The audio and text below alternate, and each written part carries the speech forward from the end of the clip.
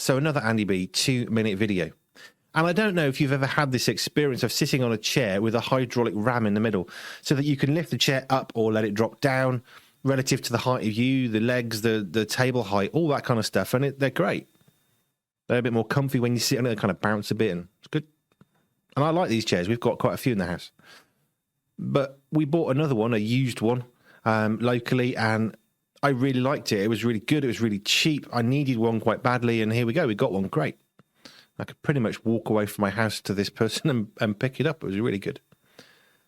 And I get it home, and I'm thinking, well, I hope it doesn't sink. I hope it doesn't just, over time, just keep getting lower and lower.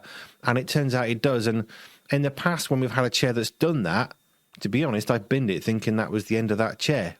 However, with the joy of a keyboard, the internet, and a computer screen, I've discovered they're actually fairly simple to fix.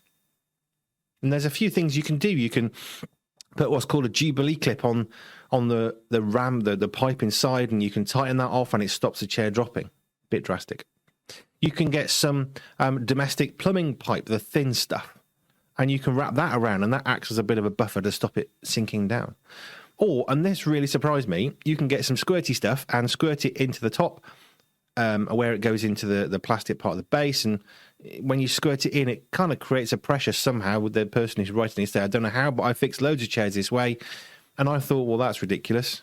What can it hurt?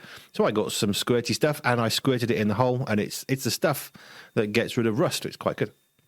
Everyone uses a lubricant. It isn't. Anyway, so I squirted it in, and now the chair isn't sinking.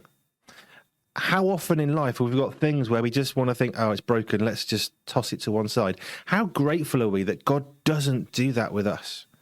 How blessed are we that God doesn't think, oh, well, they're sinking, that's it, they're done, oh, off you go? How grateful are we that God takes the time to look after us, to care for us, to help us to get going again, to be as fully functional as we could ever be? This chair was being thrown out. We picked it up. It's not great. It's defective. So I've repaired it now. This particular fix with a squirty spray, it seems to last maybe 3 to 6 months, according to this person on the website that I found. Well, that's okay. I've got a really cool chair. Let's be glad that God doesn't just throw us away when he spots and finds those flaws in us, but takes the time to make them work. Just a thought.